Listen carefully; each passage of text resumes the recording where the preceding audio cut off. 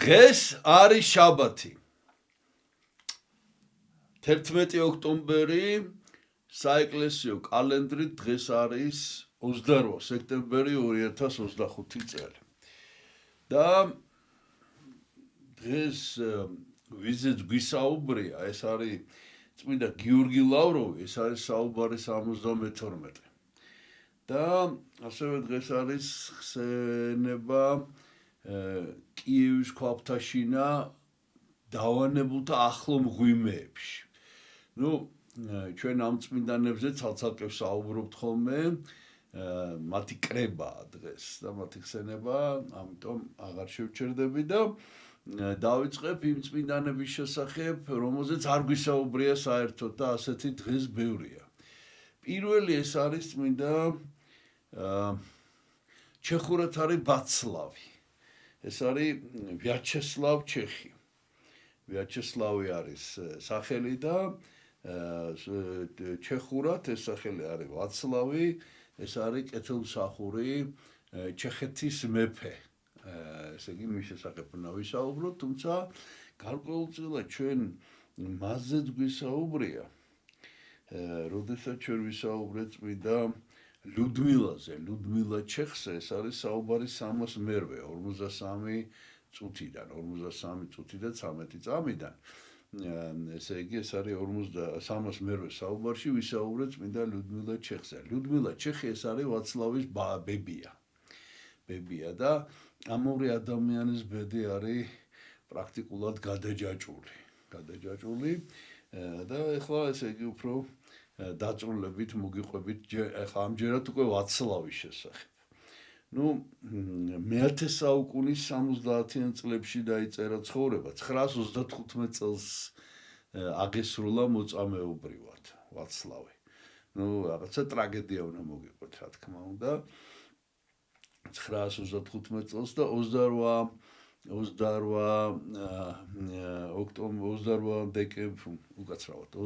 სექტემბერს არის მისი ხსენება, გარდაცვალების დღე არის ეს მოწამეობრივი აღსასრულის და ოთხმარცარე მისი წმინდა ნაწილთა აღმოყვანების. და ესე იგი მისი ცხოვრება დაიწერა 70-იანი წლები არის მე-10 საუკუნის მალევე და ასევე წმინდა ლუდმილას ცხოვრებაში არის მოხსენებული, ესეც არის წყარო მის შესახებ. და მალევე სხვათა შორის, მალევე 973 წელს შეირაცხა წმინდანად. დავიწყოთ წმინდა ვაცლავის შესახებ, მისი მშობლები არის მთავარი, ჩეხეთის მთავარი, ესე იგი რატისლავი ერქვა. და დედას ერქვა დრაგომირა და ძმა ყავდა ბოლესლავი. მოკლედ, თანდათანობით მოგიყვებით. 9-7 წელს დაიბადა და როდესაც ახლა რაც ვიცით გიყვებით მოკლედ ამას. 9-7 წელს დაიბადა ვაცლავი და მამა გარდაეცვალა ადრე, მამა რატისლავი და დაიწყო ესე იგი სამეფოს მართვა ჩაიბარა აი ამ დრაგომირამ, ვაცლავის დედამ. და ვაცლავი კი გაუშვეს ბებიასთან, ლუდმილასთან აღსაზრდელად. მოკლედ ვაცლავი იზრდებოდა ბებიასთან და ესე იგი იქიდან მოდიოდა ხმები, ეს ლუდმილა ცალკე ცხოვრობდა და ხმები მოდიოდა, რომ რაღაცა ბერულ ცხოვრებას ასწავლისო თუ რაღაცა ქრისტიანულად ზდიდა ეს. ეს ლუდმილაზე ვისაუბრეთ უკვე და მოწმინდანია, მოწამეა და ნახეთ ახლა რაღაცა ოჯახურ ტრაგედიებია საშინელი. მოკლედ ამ დრაგომირას რაღაცანაირად ეს არ მოეწონა თუ რაღაცა და არ ვიცი რაღაცა ისიც ვერ გეტყვით ახლა ამ დეტალებს ზუსტად როგორ იყო და უბრალოდ ნასაუბრები გვაქვს ამის შესახებ. და მოკლედ გააგზავნა მკვლელები ამ დრაგომირამ და ლუდმილამ მოვაკვლევინა. და ეს წამოიყვანა, ვაცლავი წამოიყვანა სასახლეში. გავიდა ცოტა დრო და ვაცლავი ვაცლავი წამოიზარდა და აიღო ძალაუფლება, იმიტომ რომ უფროსი ვაჟი იყო ვაცლავი. და როგორც კი სრულწლოვანი გახდა, ცხადია რომ მეფობა მის ხელში გადავიდა, დრაგომირას ჩამოერთვა ეს უფლება და ვაცლავმა დრაგომირა გააძევა სამეფოდან. ასევე გააძევა ის სასულიერო პირები, ვინც დრაგომირას უჭერდნენ მხარს. ესე იგი, ახლა ვინ იყვნენ ესენი? ბავშვობაში ჯერ კიდევ, როდესაც დააბრუნეს სასახლეში, აძალებდნენ მას კერპთაყვანისმცემლობას და რაღაცნაირად ახერხებდა ბავშვობაში, რომ აერიდებინა ეს დედამისი აძალებდა რა და მათი მის გარშემო ეს წარმართი მსახურები ამათზეა ლაპარაკი, ესენი გააძევა მერე. ხო და მოკლედ ესე იგი აძალებდნენ და ეს რაღაცაით ახერხებდა, რომ ეს არ გაეკეთებინა, პატარა ლოცვანი ქონდა სულთან და ვითომ რომ მიიყვანდნენ ტაძარში, ეს ლოცვებს კითხულობდა და არ ამ კერპსახურებაში არ ღებულობდა მოკლედ მონაწილეობას. და როგორც მოგახსენეთ, როგორც კი გახდა უკვე სრულწლოვანი, ეს დრაგომირა და ეს კერპთქურუმები გააძევა მოკლედ ქვეყნიდან. და თავისი ბებიის მოწამე ლუდმილას ხელწმინდა ნაწილები გადმოაბრძანა პრაღაში და წმინდა დიდმოწამე გიორგის ტაძარში დაასვენა და დღესაც იქ არის წმინდა ლუდმილას ნაწილები, ეს იყო 925 წელი. შემდეგ დააბრუნა ის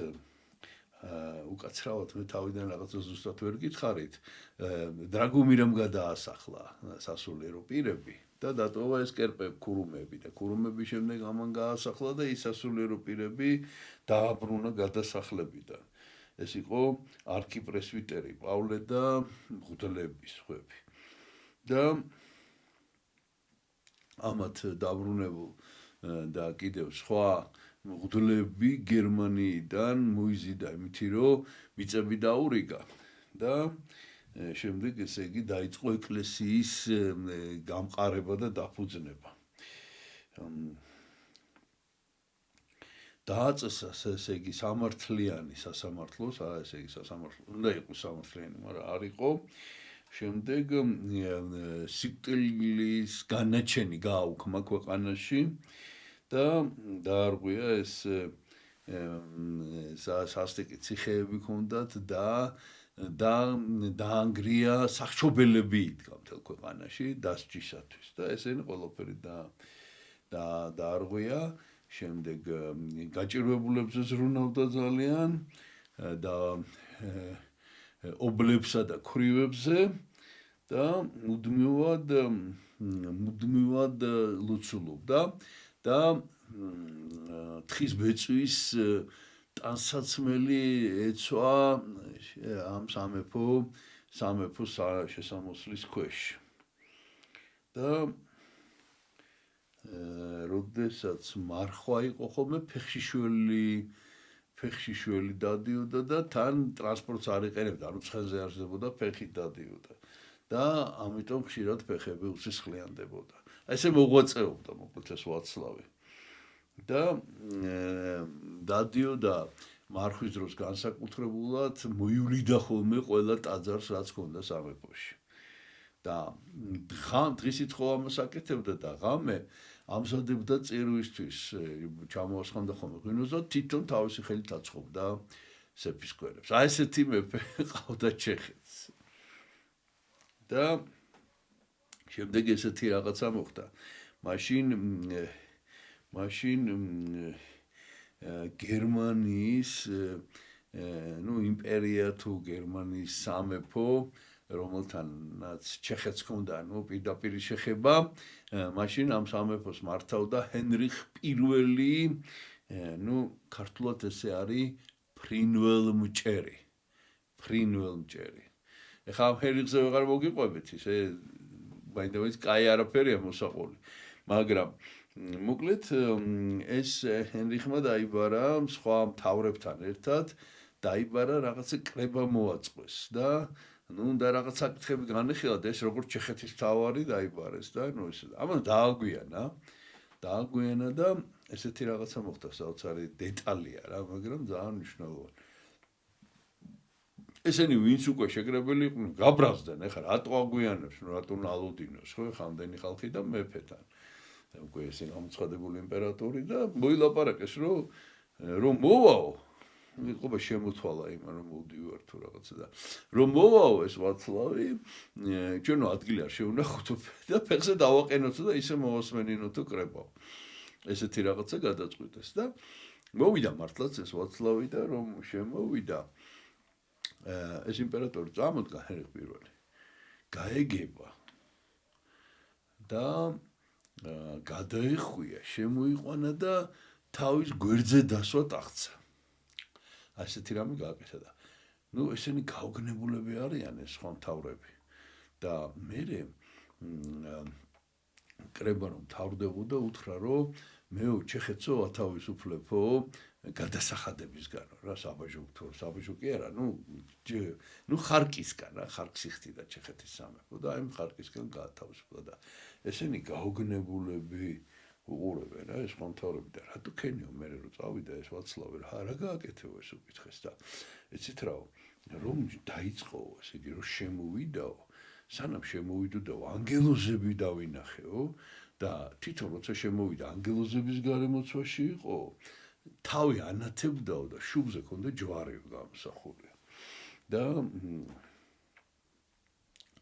ამიტომ მე ესე იგი ანგელოზებს დაუწამოვდე ფეხზე თორე მაგას კი არა და ეს ესე იგი ესე რომ შემოვიდა ამიტომ მოკლედ ასეთნაირად ამიტომ იყო და კიდე რა გააკეთა ეცით ამ ჰენრიხ პირველმა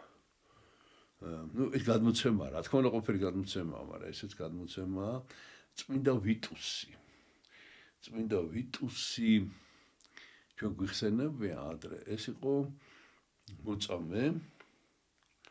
დიოკლეტიანეს დროს წმინდა ვიტუსი და აი ამ წმინდა ვიტუსის წმინდა ნაწილები ინახებოდა გერმანიის სამეფოში ჰენრიხ პირველთან და ეს ნაწილები გადაცა მთლიანად ეტყობა მთელი სხეული თუ მოკლედ ესე და ამან საპასუხოდ ვაცლავმა პრაღაში ააგო დიდი ტაძარი წმინდა ვიტუსის სახელობის იქ დააბრძანა ეს წმინდა ნაწილები და შემდეგ უკვე მოგვიანებით აი წმინდა ვიტუსის ტაძარი გახდა პრაღის კათედრალი ცენტრალური ტაძარი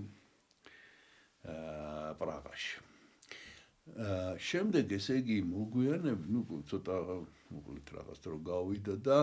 ესეთი რაღაცნაირი ძალიან მოკლედ კეთილი და დადებითი პიროვნება იყო ეს ვაცლავი და რაღაცა მოინანია ძალიან ამ დედასთან ესეთი საქციელი კი ეს კალი იმსახურებდა ყველაფერს მაგრამ დედა დააბრუნა გადასახლებიდან დააბრუნა და შემდეგ უკვე თავისთან ყავდა და მე რაც შემთხვევა ესე იგი რა შემთხვევა ხა გეტყვით თავისმა ძმამ შეუჩდნენ ეთქვა თუ რაღაცა ისედაც მოკლედ ამ ძმას უმცროსი ძმა ეს რომ მოგიყევით ბოლესლავი ერქვა სახელად ხო და ამას როგორც ჩანს ესე იგი მეფობა უნდოდა როგორც ჩანს კი არა მოკლედ ძმა მოკლა თავისი ეს ვაცლავი მოკლა თავისმა ძმამ ბოლესლავმა ხა მოგიყევით რა ვითარებაში და ეს აჩეხილი შვილი ლუდმილა უკაცრავად ამ დრაგომირამ დაიტირა ამა ხო დააბრუნა ეს დედა და ამან აი მოკლედ ესე უყვარდა ეთყობა ეყვარებოდათ მაგრამ ავიცე ხა ესე ხეცურად იქცეოდნენ რა მოკლედ ამან ბოლესლავმა მოუწყო შეთქმულება დაპატიჟა ეს ვაცლავი თავის ქალაქში რომელსაც მოგვიანებით სტარა ბოლესლავი ეწოდა ამ ქალაქს ბოლესლავის სახელი თვითონ დაარქვა ალბათ რა ვიცი და კოსმა და დამიანეს ტაძარია ამ ქალაქში ხო და ამალთი დღესასწაულზე დაიბარა და ამან იცოდა სხვათა შორის ვაცლავმა რომ შეთქმულებას უწყობდნენ მაგრამ ძმა იყო და რაღაცნაირად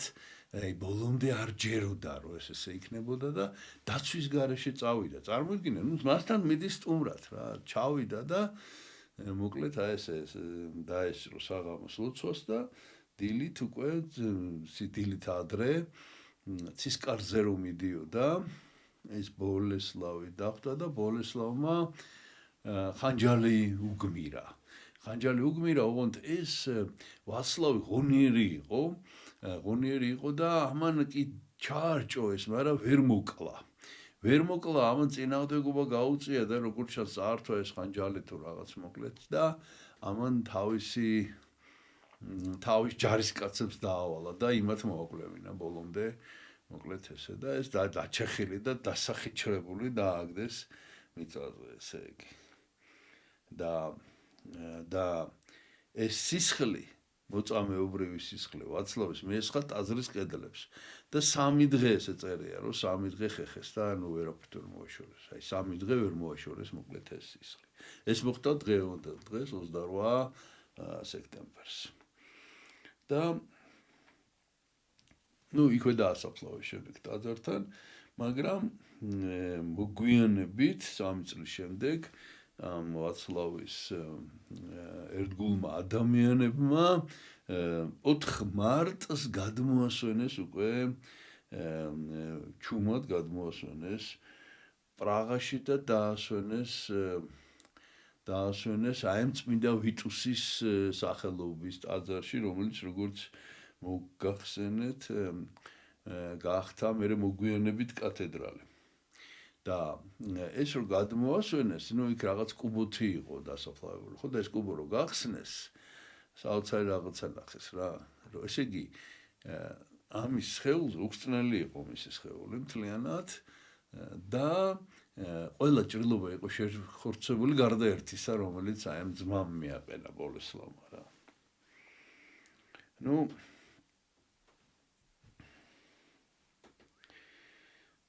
დღეს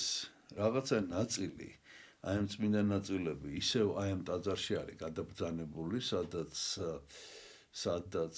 მოკლეს, აი ამ სტარა ბოლესლავში და ყოველ წელს აი დღევანდელ დღეს არა, იმიტომ რომ დღეს ძველი საეკლესიო კალენდრით არის. ახალი კალენდრით აღნიშნავენ ისინი, ოღონდ 28 სექტემბერს აღინიშნება რაღაცა ნაციონალური დღესასწაული ამ ვაცლავის იმართება მსახურება, ცისკარი, რომელზეც მიდიოდა ის დასასწრება თავის დროზე და პრაღის არქიეპისკოპოსი გამოაბრძანებს ხოლმე მისი თავის ქალა ინახება ამ სტარა ბოლესლავში და გამოაბრძანებს ხოლმე ქალაქის მთავარ მოედანზე და იქ აღესრულება ხოლმე საზეიმო წირვა დღეს არის ლაპარაკი და ამას ესწრება მთელი ესე იგი ნუ ფაქტიურად მთელი მთავრობა და ქვეყნის პრეზიდენტი. აი ესეთი ამბები ხდება, ხა გაჩვენებთ ამ იმას, რა ქვია, თავის ქალის გამძანს კი არა, ნუ ფოტოს გაჩვენებთ და კიდევ ბოლოს უნდა გითხრათ, რომ ვაცლავი სიცოცხლეშივე სასწაულებს აღასრულებდა, ამიტომ ეხლა ევედრებიან, ესე იგი განკურნება ავადმყოფებს კურნავდა და კიდევ ესე იგი ათავისუფლებდა ციხიდან გასამართლებულ დამნაშავეებს, რომლებიც შეინანებდნენ ხოლმე, თავებს მოინანიებდნენ და ასევე ეხმარებოდა ვალში ჩავარდნილ, ანუ მევახშეების ხელში ჩავარდნილ მევალების ხელში ჩავარდნილ, ნუ რა ქვიათ, კრედიტორებს. ესე იგი, ასევე კრაკოვში არის მისი სახელობის ტაძარი, აი ესე იგი, ეხა გაჩვენებთ ჯერ თავის ქალას, აი თავის ქალა ესეთია რა, ესე ჯობია. ესე გამოაბრძანებენ, უბრალოდ ადრე ესე ხელით გამოაბრძანებდნენ ხოლმე და ეხა სპეციალური დიდი რა ვიცი კიდობანი ალბათ ესე ქვია შუშის იმის ქვეშ არის, აი გადიდებული ეს თავის ქალა ესეთია. ამ ვაცლავის. და აი კრაკოვის ტაძარს გაჩვენებთ. ბაველის ბორცვი ესე ქვია. კრაკოვში აი ეს არის წმინდა ვაცლავის სახელობის ტაძარი. ესე და კიდევ რაც შემიძლია გაჩვენოთ ეს არის აი ხატი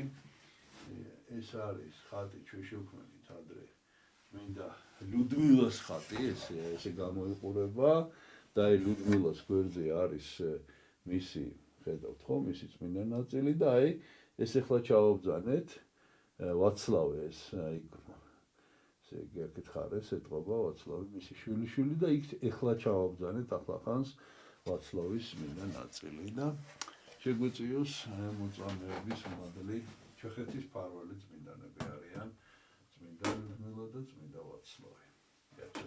ვაცლავი რო ჩვენ როგორც ვამბობთ ამ სახელს ვიაჩესლავი ვაცლავი. მე კი გადავდივარ შემდეგ წმინდანზე ეს ამბავიც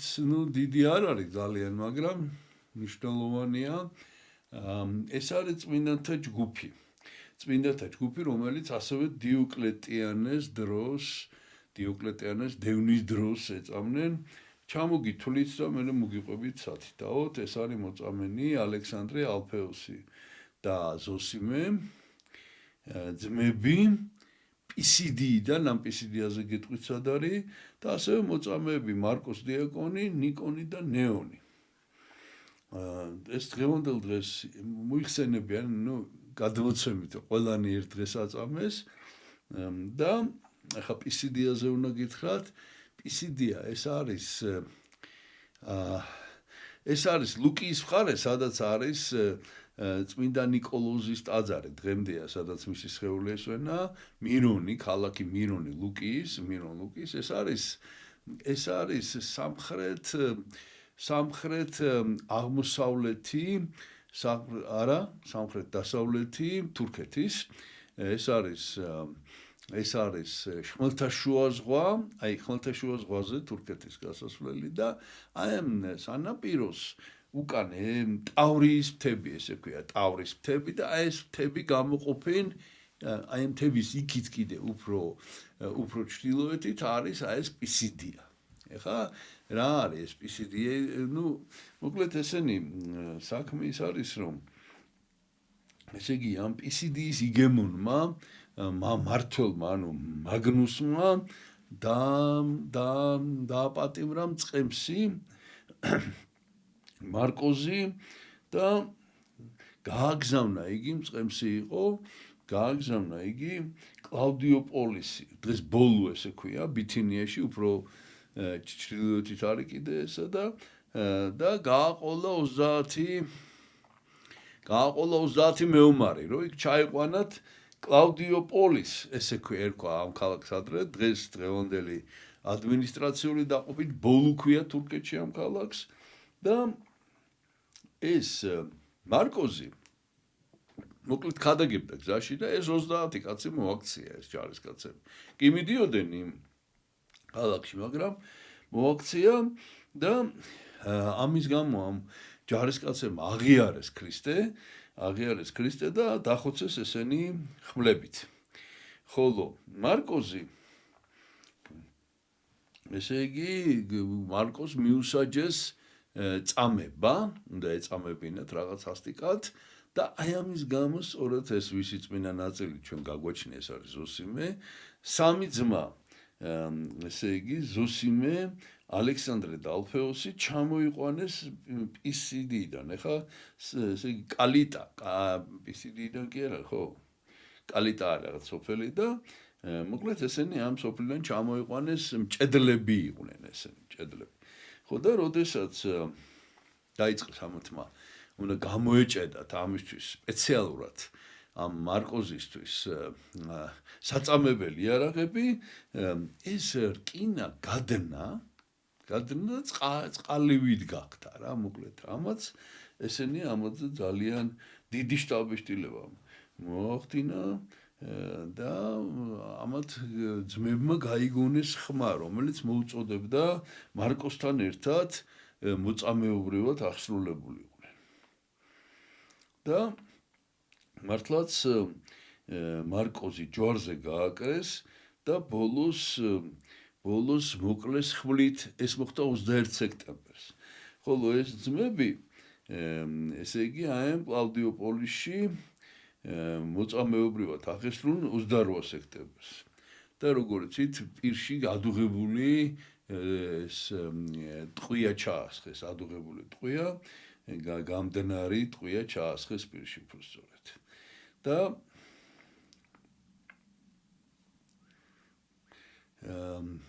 მაგნუსმა ესეთი ბრძანება გასცა, რომ არტემიდას ტაძარში მოჭრილი თავი ამ მარკოზის შეეტანათ და ესენი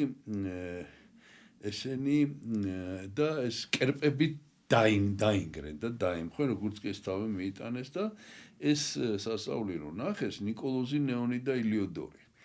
და ასევე კიდევ ახალგაზრდა ჭაბუკები, კაცები, ბიჭები და გოგოები იყვნენ, ვიღაც ახალგაზრდები, რომლებმაც ეს ნახეს და ესენი ყველა, ღვთის ამ კერპთახურებას ვინც უნდა დასწრებოდა და ესე იგი ამათმა აღიარეს, რომ და მოკლედ ესენიც მოწამეობრივად აღესრულნენ. ეს ამბავი მოხდა, რაც მოგიყევით და არის ასეთი აზრი, რომ ეს ეხლა კი მოგიყევით მე ამ კლავდიოპოლისში, ბითინიაში, მაგრამ არის აზრი, რომ ეს მოხდა პისიდიაში, თვითონ პისიდიის ანტიოქიაში. ეხლა ეს დეტალები რო არ არის დაზუსტებული, ეს არც არის გასაკვირი და ბოლოს მინდა გითხრათ, რომ ასეთი ცნობაც არსებობს, რომ მე-11 საუკუნეში განსაკუთრებულად თუ მე-12-ში თესალონიკის არქიეპისკოპოსის ცნობა არის ესეთი, რომ ძმები ალექსანდრე, ალფეოსი და ზოსიმე განსაკუთრებულად, ესე იგი, თესალონიკში სცემდნენ თაყვანს. ახლა მე გაჩვენებთ, ეს არის ბევრჯერ მიხსენებია ბასილი მეორის მინოლოგია, და აქ არის ამათი წამება და სავარაუდოდ, ესე იგი სავარაუდოდ, აქეთ ხარეს, ესე იგი ეს ბოლოში ვინც დგას, სავარაუდოდ ზოსიმე კი არის ჩამოთვლილი, ვინ არიან, მაგრამ არა წერია უშუალოდ სახელები, ზოსიმეს გაჩვენებთ ახლა. სავარაუდოდ ეს არის ზოსიმე. ზოსიმე, იმიტომ რომ ზოსიმეს წმინდა ნაწილი გაგვაჩნია ჩვენ და ახლა გაჩვენებთ. ესეთი არის პატარა ნამცეცი წმინდა ზოსიმესი. ზოსიმე ანტიოქიელი, ესე აწერია წმინდა ნაწილს, რომ გადმოგვეცა ესე ერქვა და ეს ვარაუდი, რაც მოგახსენეთ, რომ პისიდიის ანტიოქიაში მოხდა ეს წამება. მე გადავდივარ ახლა შემდეგ წმინდანზე, უпростоრეთ წმინდანებზე და რატო ეხავე მოგახსენებთ. რატო წმინდანებზე. სინოდულში ჩვენ ესე იგი გვაქვს წმინდა ნაწილი წმინდა ლიობა, ესე ქვია, ლიობა. ლიობა ლათინურად ნიშნავს ესე იგი, იცით, ის ვინც უყვართ. რომ შეიყვარებ ადამიანს, ამ შეყვარებულს, შეყვარებული ლათინურად ნიშნავს საყვარელი ალბათ, რომ გიყვარს. ლიობა, რა საყვარელი ადამიანი რაღაცა ვეთქვი, ლიობა, ეს არის ლათინურად ეს სიტყვა. ესე იგი, ლიობა იყო იღუმენია, გერმანიაში არის ტაუბერბიშოფსჰაიმი, ესე ქვია დღეს ქალაქს. და ბიშოფსჰაიმის იღუმენია იყო, წინასწარ გეტყვით, რომ ბიშოფსჰაიმ ნიშნავს გერმანულად ეპისკოპოსის სახლს, ეპისკოპოსის რეზიდენციას და ამ რეზიდენციაში იყო მონასტერი, რომლის იღუმენია იყო ლიობა, ოღონდ ეხლა უნდა მოგიყვეს მთელი ამბები ცხოვრება და ასევე ესე ჩვენ გვაქვს წმინდა ლიობას წმინდა ნაწილი, ეს არის 779 თუ 782 წელი მისი აღსრულების თარიღი და ჩვენ გვაქვს რაღაც არაჩვეულებრივი აღწერილობა ცხოვრების წმინდა ლიობასი, რომელიც აღწერა ბერმა რუდოლფმა ფულდიდან რომელიც ოდნავ გვიან ცხოვრობდა, ჩვენ ფულდის მონასტერზე გვისაუბრია, რომელიც ოდნავ გვიან ცხოვრობდა ლიუბაზე, თვითონ არ იცნობდა პირადად, მაგრამ იცნობდა ეს ბერი რუდოლფი იცნობდა ლიუბას მოწაფე მონაზვნებს. ამათ იცნობდა და აი ფულდის მონასტრის იღუმენი იმ პერიოდში იყო უკვე აი ამ რუდოლფის პერიოდში რაბან მავრი ეს ძალიან ცნობილი პიროვნება იყო, მასწავლებელი ეკლესიის და მწერალი და ესე იგი და აი ფულდაში სკოლა იყო, ამ სკოლის დირექტორი იყო და აი ამ შემდეგ უკვე იყო ეს რუდოლფის სკოლის დირექტორი და მოკლედ ამ რაბანმა დაავალა ლიუბას ცხოვრების აღწერა. ფაქტიურად ჩვენ შემთხვევა გვაქვს, ესე იგი ახლა საქმე გვაქვს კიმენთან, იმიტომ რომ თანამედროვეების მოთხრობილი ვიცით წმინდა ლიუბაზე. და ესე იგი აი ამ ლიუბას ცხოვრებაში ჩართულია რუდოლფის მონათხრობი იღუმენია ტეტაზე, ტეტა. იღუმენია ეს ახლა მე ზოგადად გეუბნებით, ახლა დეტალებს მოგიყვებით ყველაფერს. იღუმენია ტეტა, რომელიც იყო ვიმბორნ, ესე იგი, ესე ქვია ამ ადგილს ინგლისში, აი აქ იყო მონასტერი და ამ მონასტრის იღუმენია იყო ტეტა, რომელიც იყო მასწავლებელი ლიუბას. აი ხა ეს ყველაფერი უნდა მოგიყვეთ. ახლა საქმე ის არის, რომ ეს ტეტა არის წმინდანად ასევე შერაცხილი და ტეტას ხსენებას დღეს არის და მიუხედავად იმისა, რომ ჩვენ ტეტას წმინდა ნაწილი არ გაგვაჩნია, ჩვენ ხო მაინც საუბრობთ იმაზე, ვის წმინდა ნაწილები ინახება ახალ ქალაქში. აი ამ ტეტას შესახებ, რა თან აქ ამ ლიუბას ცხოვრებაშია ჩართული და ასე რომ ფაქტობრივად ორი წმინდანის შესახებ უნდა მოგიყვეთ ახლა მე თქვენ ამ წუთას. ესე იგი, ეს წყარო რაც მოგახსენეთ ამ რუდოლფის მონათხრობია, რომელიც ამბობს, რომ ლიუბას მოწაფეები იყვნენ მონაზვნები აგატა, თეკლე, ნანა და ეულობა და ამათი მონათხრობი არის ის, რასაც ახლა მე თქვენ მოგიყვებით და ძალიან წუხვა, რომ მთლიანად ვერ ვახერხებ,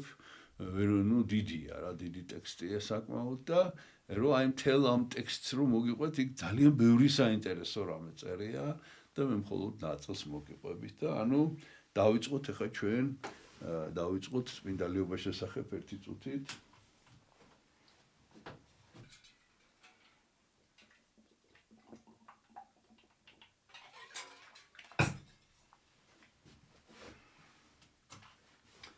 ლიუბა წარმოშობით ინგლისიდან იყო. დაიბადა სწორედ უიმბორნ, ეს არის დორსეტშირის სამგრაფო ინგლისში და ანგლოსაქსი თავადების ოჯახში მამას ერქვა დინი, დედას ერქვა ება და მამა ინგლისელი თავადი იყო, გრაფი და დედა იყო ნათესავი წმინდა ბონიფაცის, რომელიც ფრიზების თუ გერმანიის მოციქული, ესე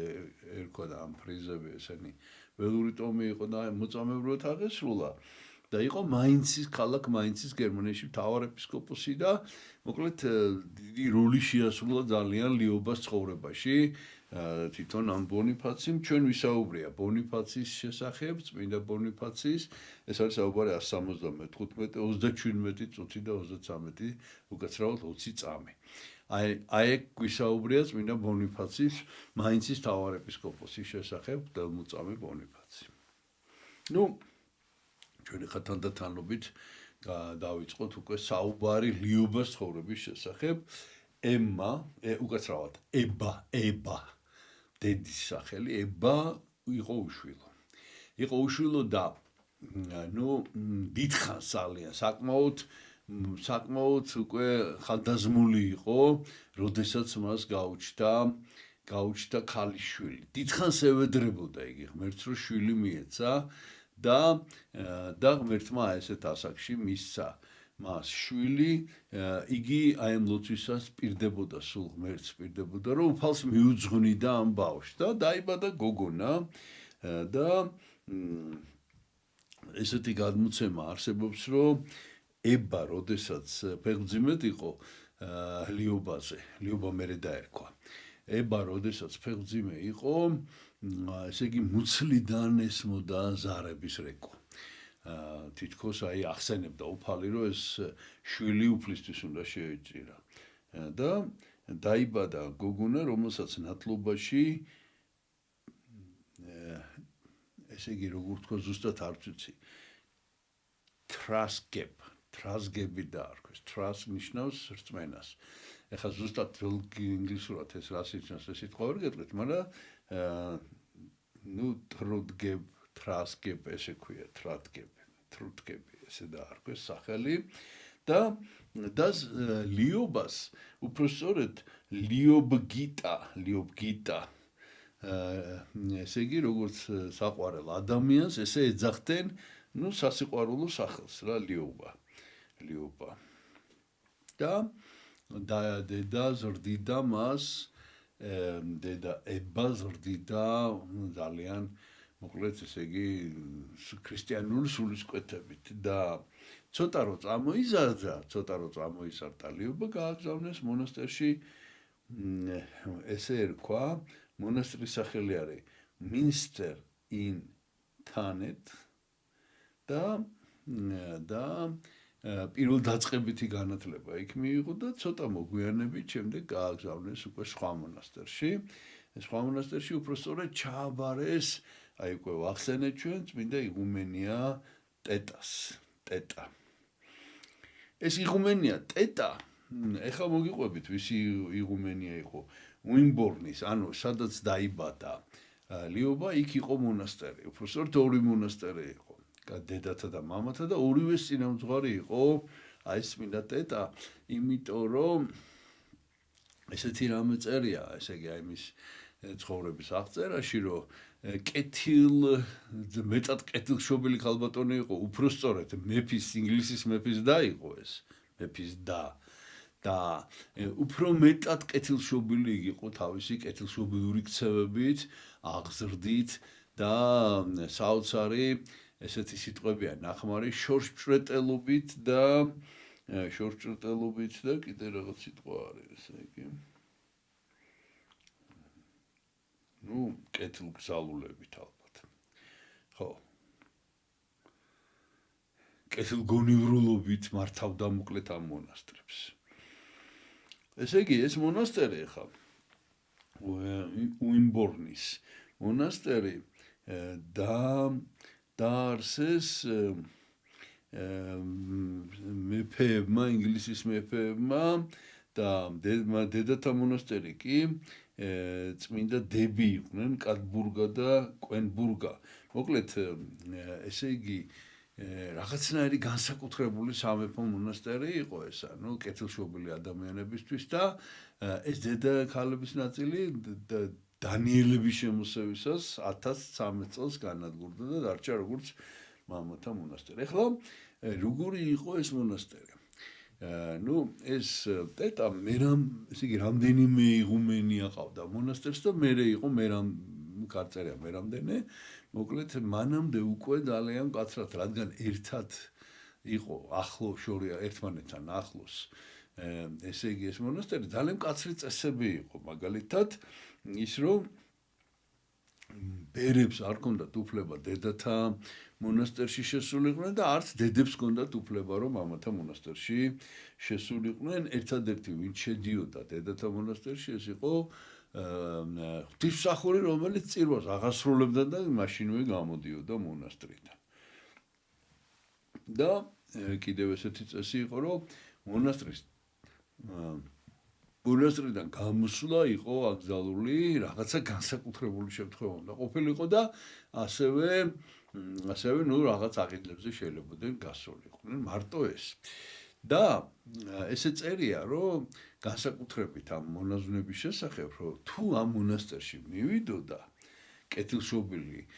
ოჯახიდან ქალბატონი, ესე იგი მან იცოდა, რომ მურჩა იქიდან უკვე ის აღარ უნდა გამოსულიყო. ეს იყო და ეს იყო როგორც მოგახსენეთ ესე იგი ერთ-ერთი უკვე მოგვიანებით იღუმენია ეს მონასტერი ადრე დაარსდა უფრო და 705 წელს როგორც მოგახსენეთ და ეხლა ამ იღუმენია ტეტაზე უნდა მოგიყვეთ რომელიც იყო მეფის და ამის შესახებ ეს რუდოლფი გვიყვება სწორედ ეს ბერი ვინც ლიობას ცხოვრება აღწერა და სანამ ლიობას შესახებ მოგვიყვებოდა იგი ყვება აი ამ ტეტაზე რომელიც როგორც მოგახსენეთ რომლის ხსენებაც არის დღეს და ორი შემთხვევა არის და უკაცრავად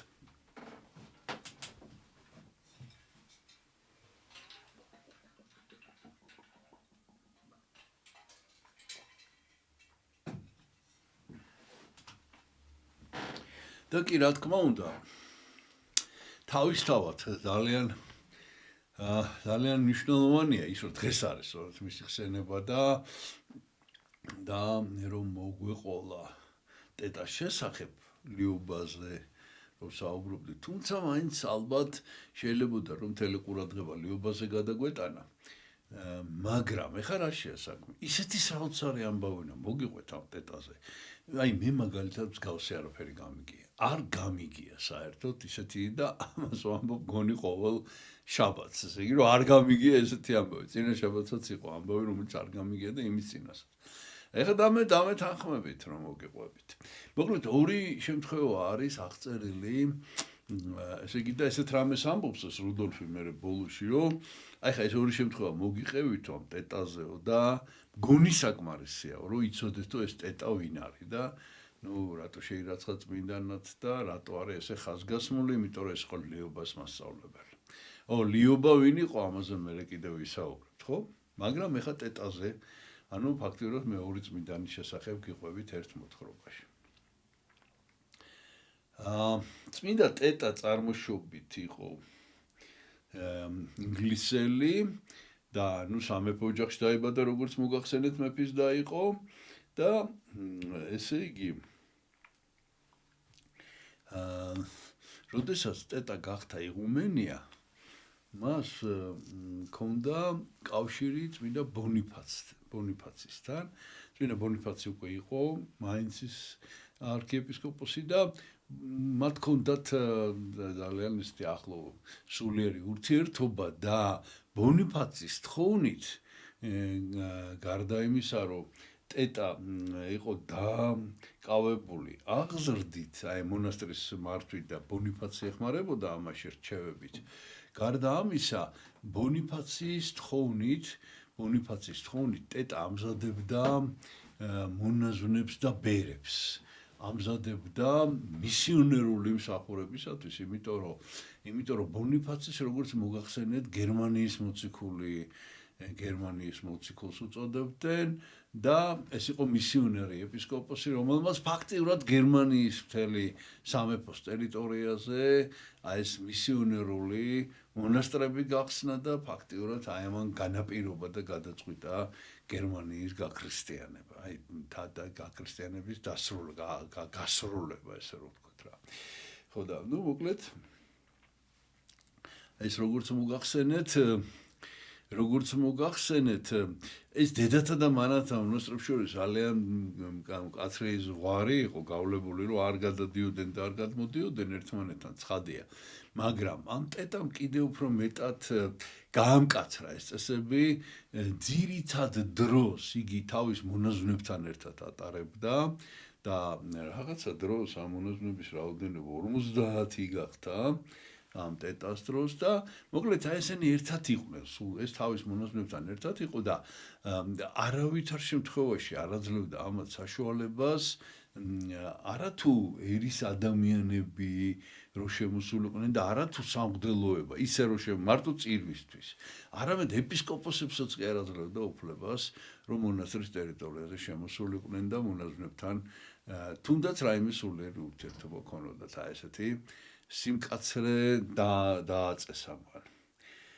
შემდეგ ესე იგი სწორედ აი ეს ბონიფაცის თხოვნით ბონიფაცის თხოვნით მე ესე იგი უკვე რთეგი იმაზე რომ გადავალთ ლიუბაზე აი ამ მონაზვნებს შორის ესე იგი იყო სწორედ ლიუბა რომელსაც იგი მისიონერული მსახურებისთვის ამზადებდა და კიდე თეკლა რომელმაც შემდეგ რომელმაც მოუყვა ამ რუდოლფს ლიუბას შესახებ და ესე იგი ახლა არის აქ აღწერილი ორი შემთხვევა აი ეს არის ორი შემთხვევა რომელიც ჩვენ წარმოდგენას გვაძლევს ვინ იყო აი ეს ტეტა იღუმენია ტეტა მოკლედ ესეთი რაღაცა მოხდა ამ მონასტერში დედათა მონასტერში ამ ტეტას დროს იყო ერთ-ერთი მონაზონი ქალი რომელიც გამოირჩეოდა თავისი რაღაცა უნარი ქონდა ესეთი უნარი ქონდა რომ ძალიან მკაცრი იყო თავის მიმართ და ძალიან ასკეტურად ცხოვრობდა და გარდა ამისა მას ქონდა საორგანიზაციო ნიჭი თუ უნარი რა მოკლედ და ამის გამო იგი ხშირად იღუმენია ხშირად ავალებდა მას ადმინისტრაციულ მართვას მონასტრისას მაგრამ საქმე ის არის რომ მას არ ქონდა ის შორსჭრეტელობა თუ სირბილე რა ვიცი რა ვთქვათ როგორიც ქონდა თვითონ ტეტას და ძალიან მკაცრი იყო დედების მიმართ ძალიან მკაცრი იყო და აიძულებდა ყველას რომ აი ძალიან მკაცრი დისციპლინა ყოფილიყო მონასტერში ისედაც მკაცრი იყო ეს დისციპლინა და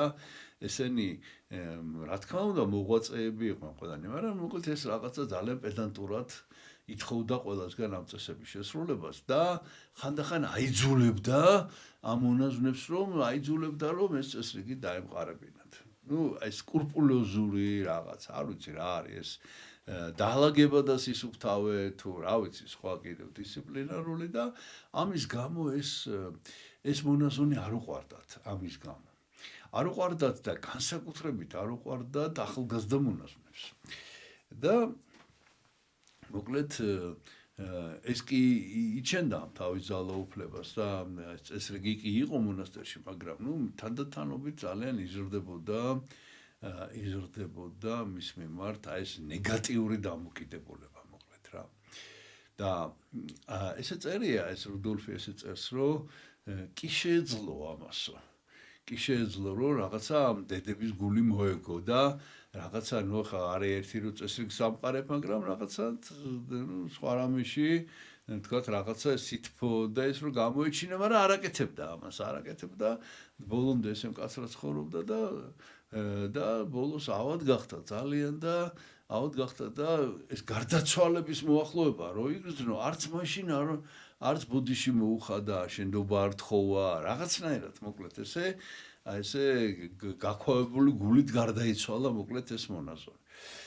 გარდაიცვალა და დაასაფლავეს, რა თქმა უნდა, ჩვეულებრივად მიწაში ჩადეს და დაადეს ქვა. და ეხლა რა მოხდა? ეს ახალგაზრდა მონაზვნებმა ვინც იყვნენ, ესეთი აი ეხლა რაც უნდა გითხრათ, წარმოუდგენელი რაღაცა. წარმოუდგენელი სრულებით. ისეთი გამწარებულები იყვნენ ესენი, რომ ამან ხო არ თხოვა სიკვდილის შენდობა. ამათაც არაპატიეს ესე იგი ესა და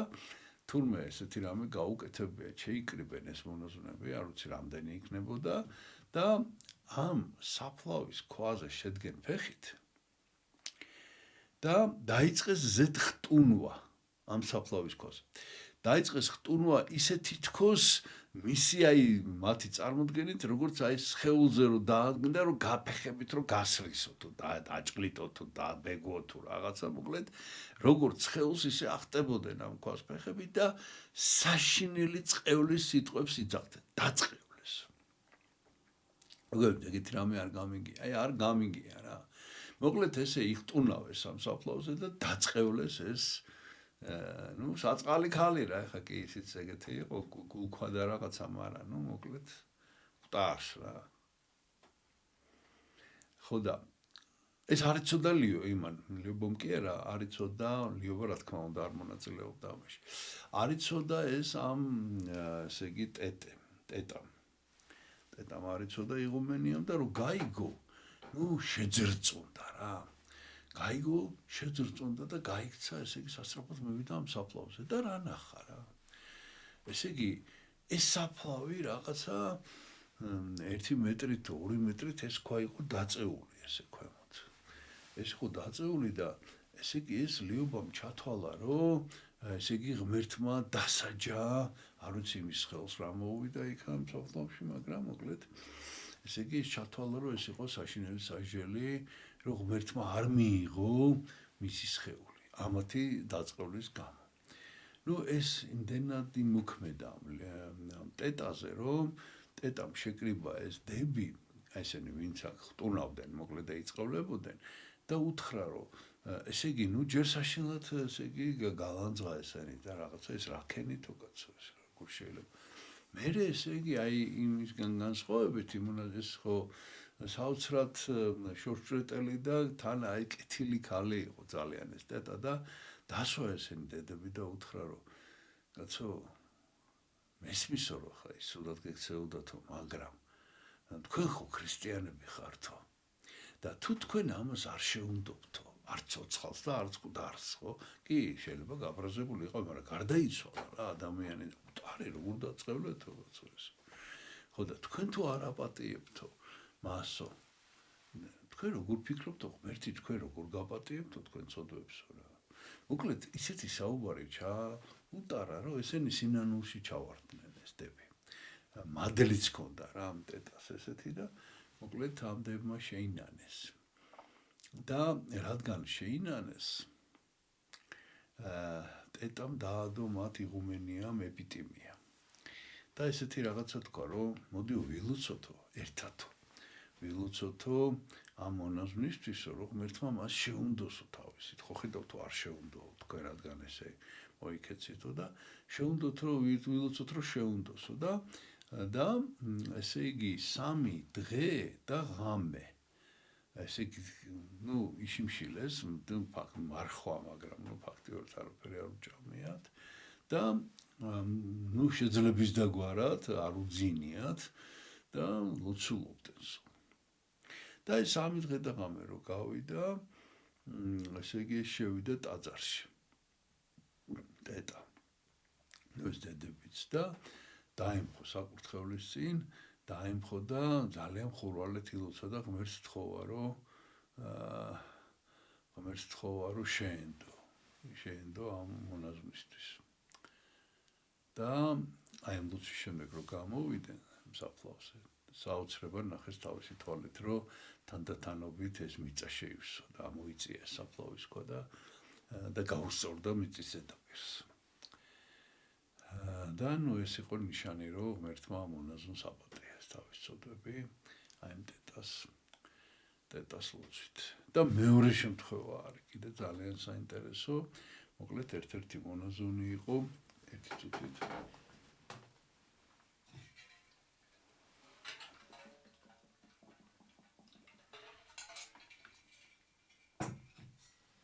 ერთი მონაზონი იყო მონასტერში ამოიმბორნის მონასტერში ტეტასთან რომელსაც ებარა გასაღები ანუ ასხმა გასაღების ასხმა ებარა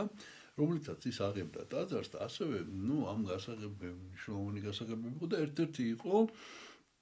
გასაღების სადაც ინახებოდა საეკლესიო ჭურჭელი მოკლედ საღამოს ლოცვის მერე რომ გამოვიდნენ ესენი ტაძრიდან წუხრი და გასრულდა ამან დაკეტა ეს გასაღებიც და გაქრა გასაღების ასხმა ესე იგი ეს ასხმა გაქრა რა დაკეტა და რომ მივიდა სენაკში აღარ იყო და ნუ მოკლედ ანთებულის ანთლით რამდენჯერმე შემოუარა იმ ადგილებს ნუ ამას ხო ხა დრო დაჭირდებოდა და მოკლედ ვერ იპოვა რა ვერაფრით ეს გასაღები და ნუ არ უნდოდა ხა იღუმენიას შეწუხება მაგრამ საკმაოდ გვიანი იყო დიდი ხანი დაჭირდა ამას და მალე უკვე ცისკრის ლოცვა უნდა დაეწყოს და მივიდა იღუმენიასთან მაინც და ნუ გავითომ გაეღვიძებინა და თუმცა ტეტას არასდროს არ ეძინა ხოლმე რა მაქსიმალურად გვიძარებაში იყო და იმ დროსაც ძალიან ღრმა ესეთ ლოცვაში იყო და ნუ მივიდა და ჩაუვარდა ფეხებში და უთხრა რომ აი ესეთი რამე დამემართა და გაქრა ეს გასაღები გაქრა ნუ ამ ტეტამ მაშინვე თქვა იმ წამს, რომ ეს ეშმაკის ხრიკია. რატო ეხა ალბათ, იმიტომ რომ ალბათ ეს ტეტა უნდა გაბრაზებული იყო ამაზე, ლოცვა უნდა ჩაშლილი იყო, ამტყდარიყო ერთი ამბავი სად არის გასაღები მოიტანენ და რაღაც სადმო წასულიყო ხა მონასტერში და მთელ მონასტერს უნდა ეძებნა და რაღაცა და ტეტამ თქვა რომ არაო ვილოცოთ და შეიკრიბენ ესენი სხვა ოთახში სხვაგან ტაძარში ვერ შევიდნენ დაკეტილი იყო და გამოიყვანეს ეს ცისკარი შემდეგ ჟამნები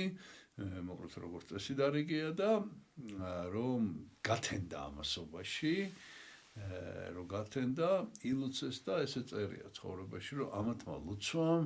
ამ ეშმაკის ხრიკებს ძლია და რას ხედავენ რა რომ გათენდა რომ ტაძრის შესასვლელთან კარებთან დიამ მკვდარი მელია და პირში აქვს ეს გასაღები ხო და ხა რა თქმა უნდა ამათ მოყოლამ გაიხარეს მაგრამ აქ არის ერთი ძალიან საინტერესო ამბავი აქ არის ერთი ძალიან საინტერესო ამბავი. ესე იგი, ესე წერია ცხოვრებაში, რომ აი 50 ქალი მონაზონი იყო, მაშინ აიქ წერია ესა და ესეთი რამე წერია, რომ ესო გააკეთაო იმან ისაია წინასწარმეტყველის წიგნიდან არის მოყვანილი აი ეს ამბავი, ცნობილი ამბავი, იცით რომელი თქვა გულსაშინა თვისსაო ზეცად მიმართ აღვიდე ზედაით ვარსკვლავთა ცისათა და დავდგას აქტარი ჩემი ეს არის ლუციფერის შესახებ წერია აქა როგორ აუჯანყდა იგი ღმერთს საერთოდ სამყაროს შექმნამდე რა მოხდა და როგორ ჩამოვარდა შემდეგ ისიდან და აი ამან ვინც ეს გადაწყვიტაო ესე იგი თავისი სიამაყით აი ეს გადაწყვიტა და იგი გადაიქცა მხეცად და იმის გამო რომ იგი ღმერთს არ დაემორჩილა ეშმაკი რა აი ამ დების ლოცვით ეს რუდოლფს უწერია ეს დების ლოცვით აი ამ მელის სახით წარსდგა აი ამ დედების წინაშე მოკლედ ეს მოხდა აი ამ ტეტას ლოცვით და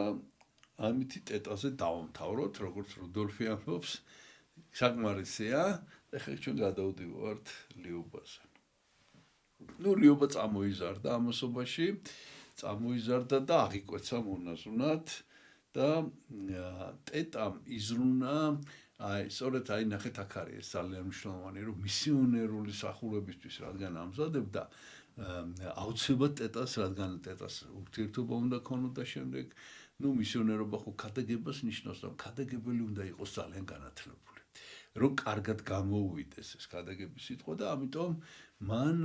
ლიუბას მიაღებინა ბრწყინვალე ასევე საერო განათლება განსაკუთრებით რაც მერე წითელ ხაზად გასდევდა ლიუბას ცხოვრებად განსაკუთრებით ლათინური ენა და ლიტერატურა ლათინური ენა შეასწავლა ისე კარგად იცოდა ლათინური მერე ლიუბას ჰქონდა მიწერ-მოწერა აი სწორედ ბონიფაცისთან რომელიც იყო მისი ნათესავი ძალიან ახლო ნათესავი და ჰქონდათ ეს ურთიერთობა და აი ამ წერილები არის შემორჩენილი და ამ წერილებში დან ჩანს რომ იგი ძალიან კარგად ფლობდა ლათინურ ენას და ლექსებს წერდა ლათინურ ენაზე წარმოიდგინეთ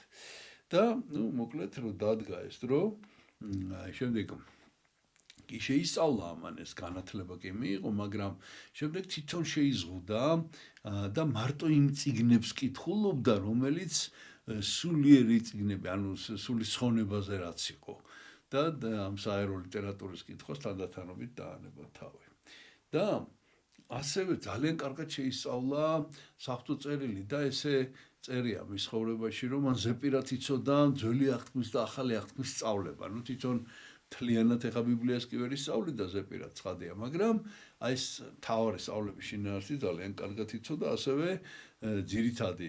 საეკლესიო კანონები იცოდა მან ზეპირად და ძალიან კარგად იცოდა წმინდა მამების თხზულებები და ასევე წესდება, ანუ ტიპიკონის საეკლესიო ტიპიკონის, ესე იგი, მოკლედ მაქსიმალურად ტეტამ მოამზადა ლიობა ემსახურებისათვის და 758 წელია, როდესაც ბონიფაცი მიიწვია ლიობა თავისთან 30 მონაზონთან ერთად მონასტრიდან ინგლისიდან წავიდნენ გერმანიაში 30 მონაზონი და ბონიფაცი მათ დაუთმო მისი რეზიდენცია ტაუბერ ბიშოფსჰაიმი დღეს ქვია ამ ქალაქს ესე ტაუბერ ბიშოფსჰაიმი და ბიშოფსჰაიმი როგორც მოგახსენეთ უკვე ეპისკოპოსის სახლს ნიშნავს და ეს სახლი დაუთმო მოკლედ ამ მონასტრებს აი ეგ დაიწყო ლიობამ მოღვაწეობა და მისი მკაცრი ასკეტური ცხოვრება მისი სამეცნიერო მოღვაწეობა მისი ასევე საოცარი სითბო და სიყვარული და ასკეტიკა მოკლედ იყო ძალიან სერიოზული მიზეზი იმისა რომ ძალიან ბევრი ახალგაზრდა თუ ასაკოვანი გერმანელი ქალი მოვიდა მონასტერში და თანდათანობით ამ მონასტრებმა გაიწყო მისიონერული მონასტრები იყო და დაიწყო გამრავლება და ფაქტიურად ეს იყო ბონიფაცის მთავარი დასაყრდენი გერმანიაში მისიონერული მსახურებისათვის აი ეს ლიუბას მონასტრები ლიუბას ხელმძღვანელობით ეს მონასტრები მთელ ქვეყანაში ფაქტიურად იქცა ქსელად სამ მონასტრების ქსელი იყო და ეს იყო ერთ-ერთი მთავარი ფაქტორი მისიონერული წარმატების. ესე იგი, მონასტერში იყო ესეთი წესი, აუცილებელი ეს იყო ერთი შრომა, ეს იყო ხელნაწერების გადასაწერი სახელოსნო, სამზარეულო, საცხობი, ბაღი და ლუდის სახარში აი აქ შრომობდნენ ფიზიკურად მონაზვნები და მეორე ეს შერწყმული იყო მათ განათლებასთან, მათ სწავლა განათლებასთან და ერთ-ერთი მთავარი იყო რომ ყველა მონასტერში ლათინური ენის შესწავლა იყო სავალდებულო და ასევე ესე იგი ეს იყო შერწყმული ლოცვასთან. მოკლედ აი ეს იყო წესდება ლიუბას მონასტრების და თანდათანობით ლიუბა საკმაოდ ასაკოვანი გარდაიცვალა და თანდათანობით განსაკუთრებული პატივისცემა მის მიმართ ქონდა გერმანელი ამ სხვადასხვა მთავრების და სამეფო ოჯახების სხვადასხვა ბევრი მეფეები იყვნენ, იმიტომ რომ როგორც მოგახსენეთ ასაკოვანი იყო ეს მეფეები ცვლებოდნენ და ყველას განსაკუთრებული მის მიმართ ჰქონდა პატივისცემა, განსაკუთრებულად მას რჩევებს ეკითხებოდა ჩვენ გვისაუბრია პიპინ მოკლე, გერმანიის მაიორდომი იყო ესა, მას ჰყავდა შვილი კარლომანი, რომელიც სასულიერო პირი იყო და ისიც ლიუბასთან დადიოდა რჩევებისთვის და ასევე განსაკუთრებულად კარლოს დიდი იმპერატორი გერმანიის და ექს-ლა შაპელ ერქვა დღევანდელ აახენი არის, აახენი გერმანიაში ქალაქი და აი ქონდა აი კარლოს დის თავისი სატახტო ქალაქი და ძალიან ხშირად ესე იგი მოკლედ ცხოვრდა იწვევდა ლიუბას რომ ჩასულიყო და რჩევა მიეცა მისთვის. ასევე ეპისკოპოსები, ზოგიერთი ეპისკოპოსიც კი ლიუბას რჩევას ეკითხებოდნენ და ამასობაში ბონიფაცის სანამ მოწამეობა დაღესრულებოდა, მას ინაგრძნობა ჰქონდა, გამოცხადება ჰქონდა და მან ლიუბა წმინდა ლულუსი. ეს არის ფულდას ცნობილი მონასტერი, ადრეც გვიხსენებია, ეხაც მოკლედ ვახსენეთ უკვე, იმიტომ რომ ეს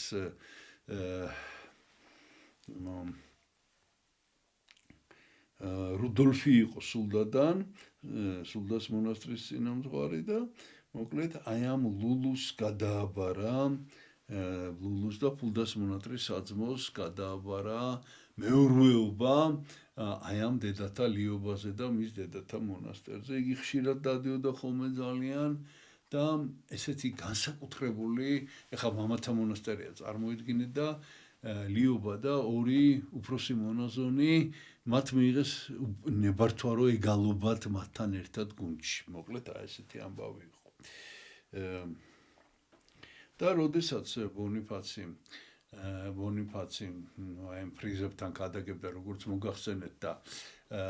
მოწამეულად აღესრულა და სანამ ეს მოხდებოდა ბონიფაციმ დაიბარა ესეთი რამ რომ როდესაც მე მოვკვდებიო აუცილებლად მე ლიობაო მოგვიანებით ჩემ გვერდით დაასაფლავეთო. ჩემს გვერდით დაასაფლავეთო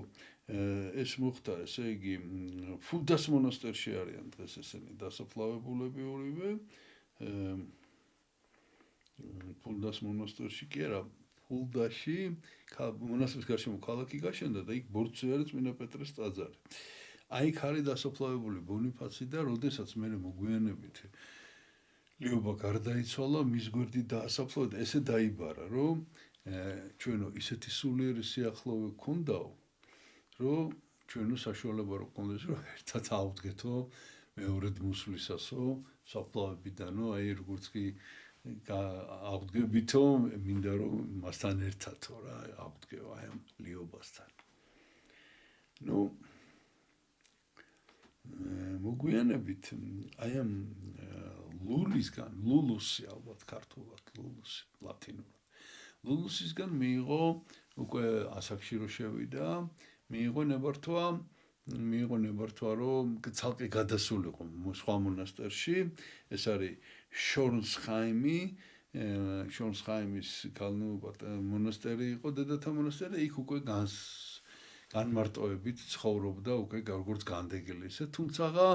დედოფალი, აი კარლოს დიდის მეუღლე დედოფალი ჰილდეგარდი ხშირად თხოვდა ადრეც, რომ ჩადიოდა ხოლმე მაშინ აი ამ ახენში და მერეც თხოვდა ხოლმე, რომ ჩასულიყო მონასტრიდან და იგი უსრულებდა ამ თხოვნას ლიობა და ჩასულიყო მონასტრიდან და მოკლედ რჩევები მიეცა მისთვის და ის კი ჩადიოდა, მაგრამ რაც შეიძლება სწრაფად ბრუნდებოდა მერე მონასტერში და იმ შორნსჰაიმში გარდაიცვალა 779 თუ 82 წელს და დაასაფლავეს როგორც მოგახსენეთ ფულდაში ბონიფაცის საფლავთან. და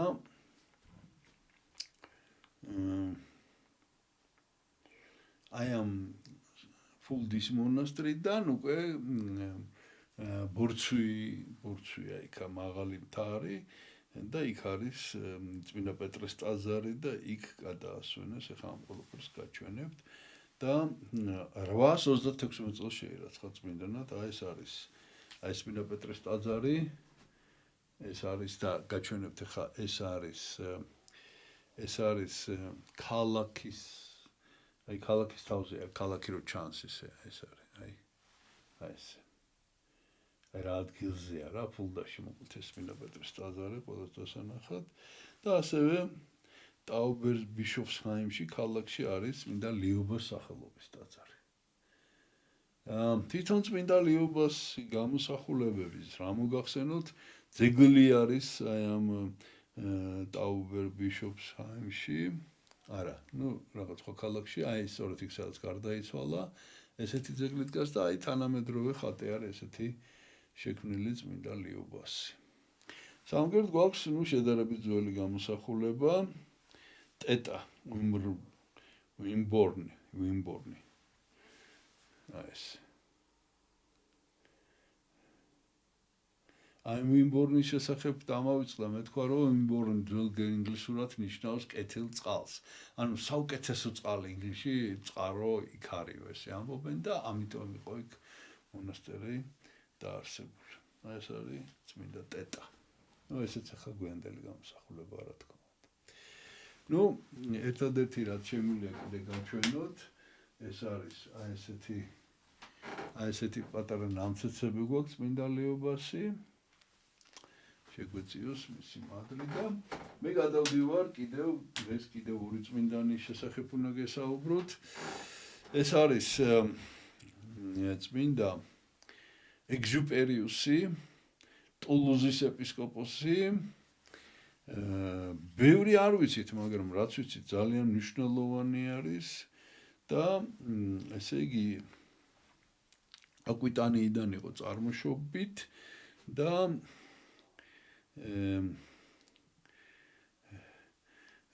ტულუზის ეპისკოპოსი იყო წმინდა სილვიუსი და მისი გარდაცვალების შემდეგ გამოირჩიეს ეპისკოპოსად. მან გაასრულა ამ სილვიუსის მიერ დაწყებული წმინდა სატურნინის, ანუ იგივე სერნენის ბაზილიკის მშენებლობა, გაჩვენებთ ამასა, ვებერთელა ტაძარია, სადაც მე ბოლოს იქნა დასაფლავებული, იმიტომ რომ იქ იმ სილვიუსის წმინდა ნაწილები იქ გადმოასვენა თვითონ და ესე იგი ჩვენ ერთადერთი რაც ვიცით მის შესახებ მისი თანამედროვე, ესე იგი ეს 411 წელს გარდაიცვალა და მისი თანამედროვეები იყვნენ ეს უდიდესი მამები, რომლებზეც გვისაუბრია, მაგალითად ნეტარი იერონიმე წერდა მის შესახებ და ამბობდა რომ ესე იგი რითი არის გამორჩეული რაღაც ნეტარი იერონიმე წერდა რომ ესე იგი საოცარი ქველმოქმედებით გამოირჩეოდა ეს ეგზუპერიუსი და იმისათვის რომ შიურებს დახმარებოდა რომ საჭმელი ეჭამათ რა იტანჯებოდა თვითონ და თვითონ ესე იგი შიმშილობდა როცა ვერ ახერხებდა სხვებისთვის დახმარებას და რაც ჰქონდა მთელი საშუალება ხარჯავდა და ეხლა საოცრება უნდა გითხრათ ეს კი გამიგია სხვათა შორის ადრეც იყო იგი შემთხვევა ესე იგი იმისათვის რომ დახმარებოდა მარტო ამათ კი არა ტულუზაში ვინ ცხოვრობდა მის ქალაქში საერთოდ ყველას აი აფრიკამდე ესე არის ნათქვამი რომ აფრიკამდე და ეგვიპტემდე აღწევდა მისი ქველმოქმედება და გაყიდა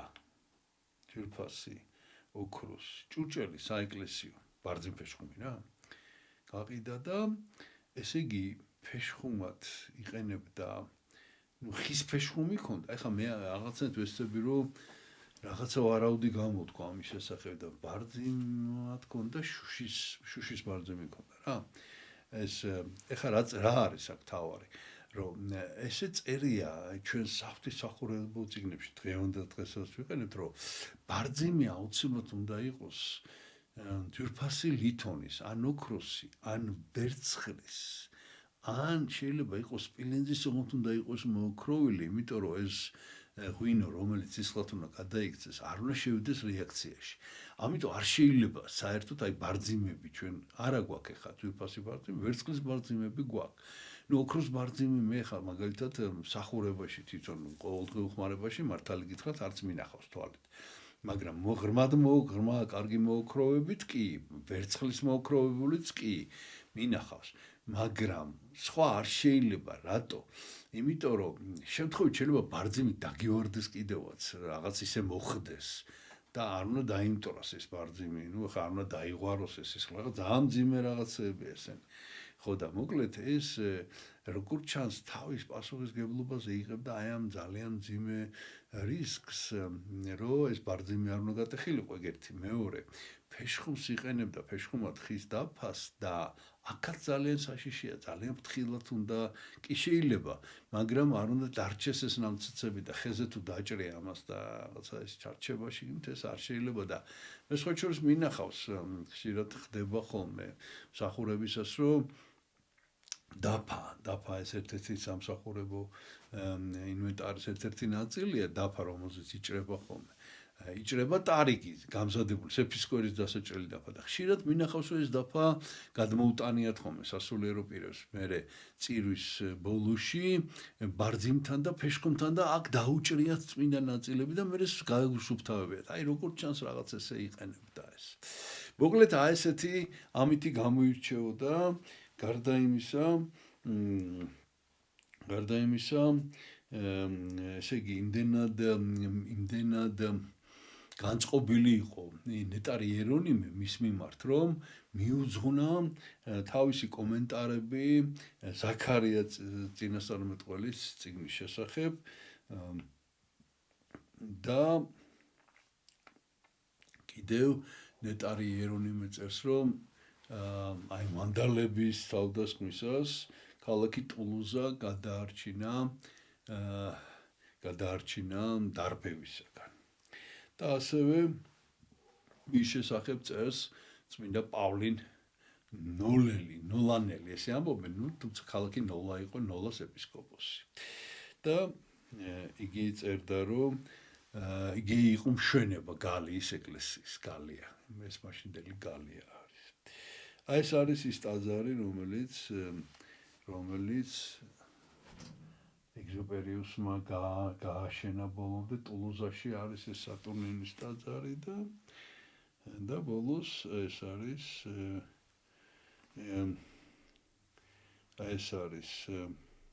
მისი სახელი ეწოდა ქალაქს სან-ეგზუპერი.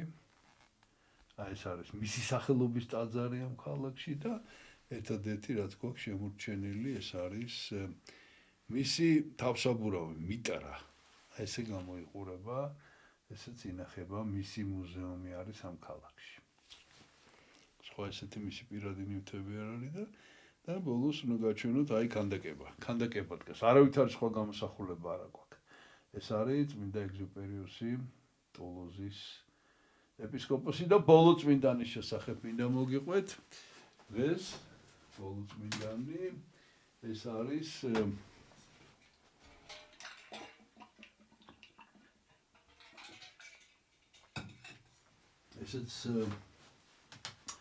ესეც გასაოცარი ამბავია, მე არ ვიცოდი უბრალოდ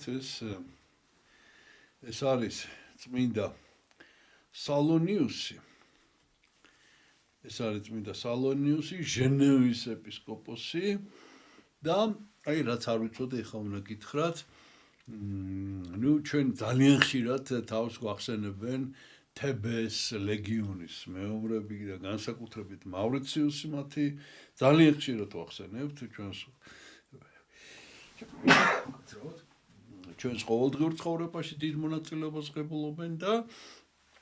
მავრიციუსის, ესე იგი, ჩვენ რაც წმინდა ნაწილები გაგვაჩნია, ყველაზე დიდი ფრაგმენტი გვაქვს მავრიციუსის წმინდა ნაწილი და როდესაც დავიწყეთ ამ წმინდანის ცხოვრების გაცნობა, აღმოვაჩინეთ, რომ მისი ცხოვრება არის აღწერილი, ცოტა მოგვიანებით მათი სიკვდილის შემდეგ, მაგრამ მაინც ადრეული ძალიან აღწერილობა გვაქვს და არის წმინდა ევქერიუსის მიერ, ევქერიუსი ლუგდუნელი, ანუ ლიონის მთავარ ეპისკოპოსი, ევქერიუსი, ეპისკოპოსი ალბათ უფრო,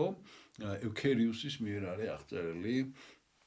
თებეს ლეგიონერების მოწამეობრივი აღსასრული. ამის შესახებ ბოლოში კიდევ ერთხელ გეტყვით და მოკლედ ეს ევქერიუსი წმინდანია და ჩვენ გონი სამწუხაროდ არ აქვს მისი წმინდა ნაწილი, მაგრამ ევქერიუსი ძალიან მონაწილეობს ჩვენს მისი აღწერილი ცხოვრებით. თუმცა აღმოჩნდა, რომ ევქერიუსს სხვა წიგნებიც აქვს დაწერილი, ჩვენ ნაკლებად ვიცნობთ. ლიონის ეპისკოპოსი. აი სანამ ლიონის ეპისკოპოსი გახდებოდა, თურმე ევქერიუსი ყოფილა დაოჯახებული,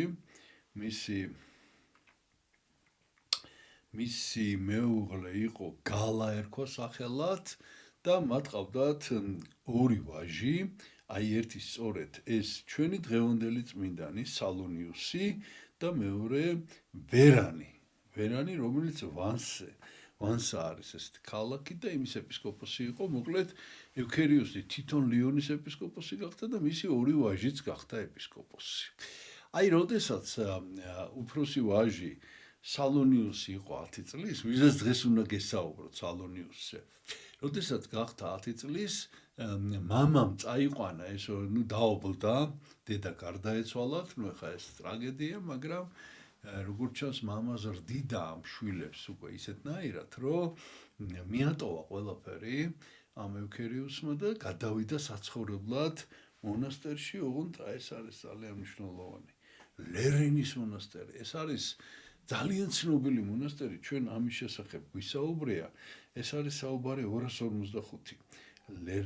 ლერინსი, რა ვიცი, სხვადასხვანაირად ამბობენ, მაგრამ ლერინის მონასტერი ბოლოს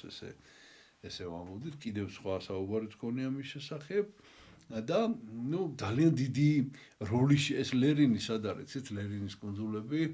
კანა, ქალაქი კანა არის საფრანგეთის, აი კანას სანაპიროზეა, ლაჟვარდოვას სანაპიროზე და აი კანას მოპირდაპირ მხარეს ზღვაში არის ეს კუნძულები და იქ არის ეს მონასტერი, ლერინის მონასტერი და აი გადავიდა ლერინის მონასტერში და ეს ის პერიოდია, როდესაც ესე იგი ეს აღარ მithkomს 451 წელს 451 წელს დიახ გარდაიცვალა სალონიუსი, ვიზეც ჩვენ საუბრობთ, ნუ ევქერის ცოტა უფრო ადრე 434 წელს გახდა იგი ლიონის ეპისკოპოსი და მოკლედ გადავიდნენ იქ საცხოვრებლად და ჯერ კიდევ ცოცხალი იყო ეს ახალი დაარსებული მონასტერი იყო მონასტრის დამაარსებელი ჰონორატი და მე მოგვიანებით არლის ეპისკოპოსი გახდა ჰონორატი. აი ჰონორატი რო გარდაიცვალა, მე გახდა ევქერიუსი, არლის ეპისკოპოსი. მოკლედ ჰონორატი ცოცხალია და იქ გადაიყვანა ეს თავისი შვილები და ამ ლერინის მონასტერში იყო კიდევ ძალიან ცნობილი სკოლა და აი აქ მის შვილებს, აი ეს უნდა გაჩვენოთ ლერინის მონასტერი ხა, აი ესე გამოიყურება. აი ესე და ესე იგი აი აქ სწავლობდნენ ამ სკოლაში და ესენი სათითაოდ ყველანი ჰონორატი, შემდეგ ილარიუსი, რომელიც მერე კიდევ ეპისკოპოსი გახდა არლის,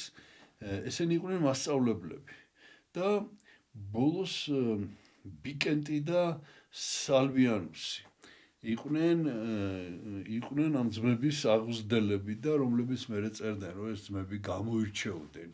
გამოირჩეოდნენ ამ ევქერიუსის შვილები. 439 წელს გახდა სალვიუსი ჟენევის ეპისკოპოსი და 450 წელს გახდა ვენსის, ქალაქ ვენსის ეპისკოპოსი, სამხრეთ-აღმოსავლეთ საფრანგეთშია ეს ქალაქი. ნუ, ბევრი არაფერი ვიცით ამ სალვიუსის შესახებ, სალონიუსის უკაცრავად შესახებ და ვიცით ის, რომ იგი საეკლესიო კრებებში მონაწილეობდა, ესე იგი და ეს არის ორანჟის კრება 451 წელი, ვეზონის კრება 452 და არლში იყო 451 წელს, თქვენ იცით ეს წელი არის მეოთხე მსოფლიო კრების წელი, როდესაც მონოფიზიტობა დაგმეს და ამათმაც აქედან ამ არელატის კრებამ, ამ არლის კრებაზე ამბობენ, რომ ეს იყო დასავლეთის სამყაროსთვის აი ამ ქალკედონის კრების ტოლფასი კრება 451 წელს და დაუჭირეს ბოლომდე მხარი მართლმადიდებლობას და კიდევ ამ დროს არის რომის პაპი ლეონ დიდი, ლეონ პირველი, რომელმაც ფაქტიურად განსაზღვრა შეიძლება ითქვას ამ ქალკედონის კრების ბედი და ფულვიუსი იყო კონსტანტინოპოლის პატრიარქი, რომელიც მონოფიზიტობისკენ იხრებოდა და ფულვიუსს ამან მიწერა ტომოსი. აი ეს ტომოსს დაუჭირეს მხარი აი სწორედ ამ ეპისკოპოსებმა და კი არა და თხოვეს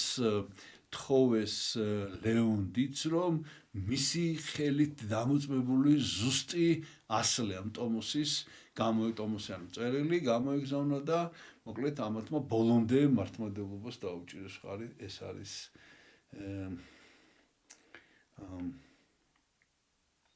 კიდევ ერთი რაც ვიცით, ქალაქ ლიონში წმინდა მარტინ ტურელის სახელობის ტაძარი აღადგინა და დაარსა უბანიარე ლიონში ენი, იქ დაარსა კიდევ მონასტერი. და კიდევ ვიცით ის სალონიუსზე, რომ მისმა მასწავლებელმა სალვიანუსმა მარსელში მოღვაწეობდა ბოლოს მღვდელი როგორც მოძღვარი, ესე იგი მან დაწერა ესე იგი თავისი ტრაქტატი ღვთის განგებულებისა და ღვთის არ ვიცი როგორ ვთქვათ, მართვა გამგეობის თუ როგორ მართავს ღმერთი სამყაროს ამის შესახებ და კიდევ წერილები და ეს მიუძღვნა ეს ნაწარმოები მიუძღვნა ესე იგი სალონიუს მიუძღვნა სალვიანემ ესა და კიდევ წერდა ესეთ სიტყვებს, რომ ეს არის ჩემი მოწაფე, ჩემი შვილი, ჩემი მამა და ასევე ჩემი სიყვარული, ჩემი სიამაყე და ჩემი მხარდაჭერა. ასევე ევქერიუსმა მიუძღვნა თავის შვილს სალონიუსს მიუძღვნა კომენტარები, ბიბლიის კომენტარები, ესე ქვია ლათინურად instructionum libri duo et salonium. ესე იგი ორი წიგნი მიუძღვნა მოკლედ სალონიუსს მის მიერ დაწერილი და თვითონ სალონიუსის შესახებ ვიცით რომ მას აქვს კომენტარები იგავი სოლომონისანი და ეკლესიასტეზე და ეს კომენტარები აქვს დიალოგის ფორმით დაწერილი, ესაუბრება ამ დიალოგებში თვითონ თავის ძმა წმინდა ვერანი კითხვებს უსვამს და ეს პასუხობს. აი ესეთი ფორმით არის ეს წიგნები დაწერილი 440 წელს დაიწერა ეს წიგნი. ბოლოს როგორც მოგახსენეთ, ევქერიუსის წიგნების ჩამონათვალი სახელებს გეტყვით ლათინურად de contemptu mundi liber formularum spiritualis passio martyrum agaunissim და de laude eremi. კარგად კი ვერ გეტყვით ამ ყველაფერს, ლათინურად წერდა ცხადია და ბოლოს უნდა გაჩვენოთ ეს არის მე-18 საუკუნის გათხრები, ეს არის ჟენევის ეპისკოპოსების რეზიდენცია მე-5 საუკუნეში, დაახლოებით ესე გამოიყურებოდა, მეტი არაფერი არ ვიცით და ამით ხო, აი ეს არის ესე იგი ეგზუპერიუსის ტულუზის ეპისკოპოსის წმინდა ნაწილები გონი დამოვიწყდა ჩვენება და აი ესევე გამოიყურება ეს არის აი მაშინ აქ არის გამოყირავებულია უბრალოდ ამოვიხსენეთ. აი ესე დუთ ვერ ამოვიხსენეთ. აი ამოვიხსენეთ. აი ესეთი არის აი ამ სალონიუსის წმინდა ნაწილები.